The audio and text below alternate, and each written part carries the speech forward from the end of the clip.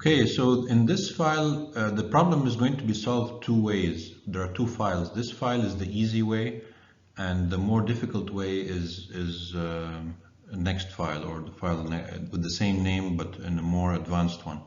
And the reason is, if you want to solve this equation for this problem and get the direction of the electric field exactly correctly, it's actually quite a bit involved. But if you're just interested in the magnitude of the electric field, then it's pretty easy. So in this problem, we're going to focus on the magnitude of the electric field. So let's just show what the problem is. The problem says you have a solenoid and it makes then a magnetic field, say in this direction.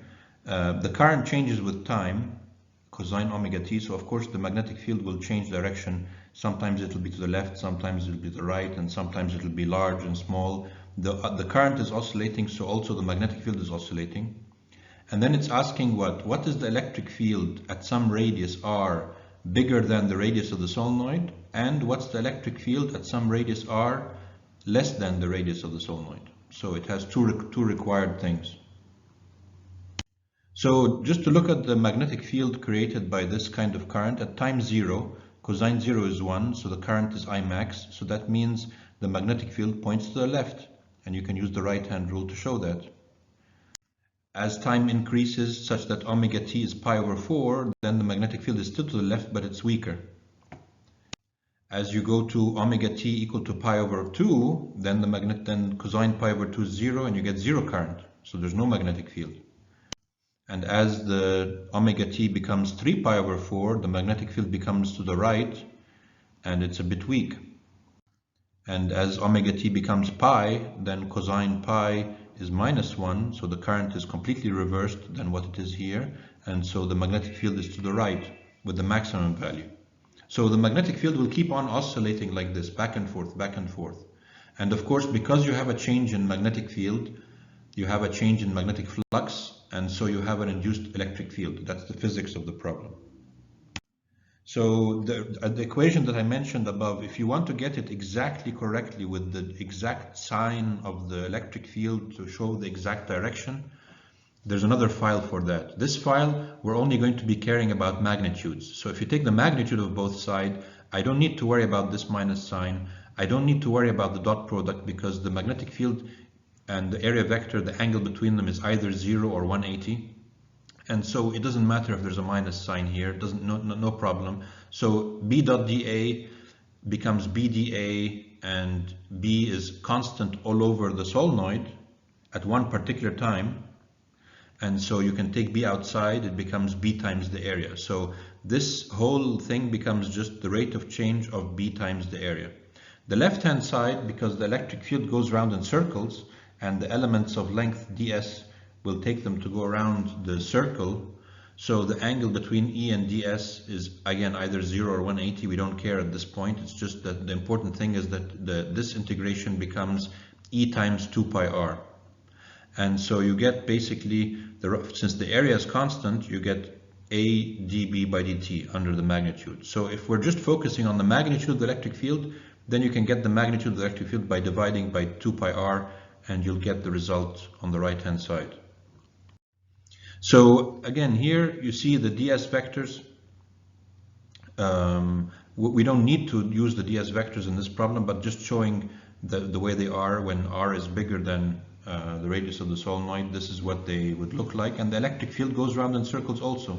That's why, as we said on the previous slide, E dot ds becomes EDS, and E is constant. If you get E anywhere on this circle, it'll have the same value, even though I don't know what it is, but it's the same value, so it becomes E integration of ds, and integration of ds is just the circumference.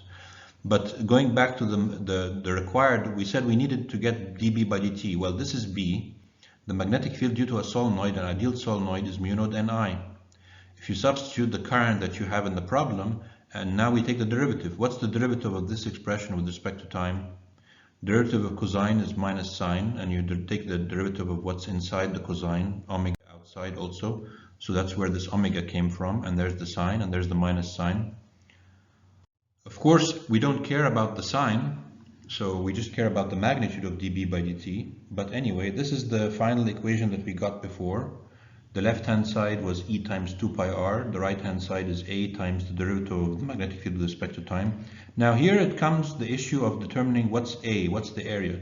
If the radius of the circle is bigger than the radius of the solenoid, the only part that has a magnetic field is the part with the radius big R of the solenoid. And so the magnetic flux is B times the area, it's this area, it's pi big R squared. And so that's the case when R is bigger than the radius of the solenoid. That's why we use pi big R squared for the area. But when the radius of the circle is less than the radius of the solenoid, this is the circle that we're trying to get the magnetic flux through. And so what we should put here is B times this area, and this area is pi small r squared.